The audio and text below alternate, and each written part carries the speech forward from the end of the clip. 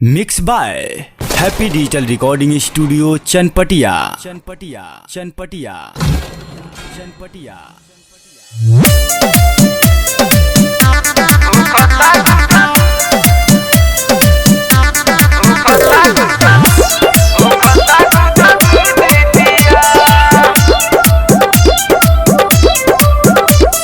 Music by Mantu Mani.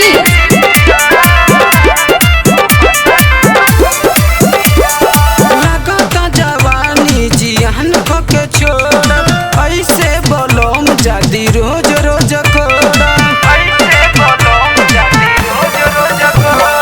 लगता जवानी जियान के छोड़ ऐसे बोलोम जादी रोज रोज कोड़ा। जानी हमसे जिए पकुदी पिया सटाई जानी जी भी पिया।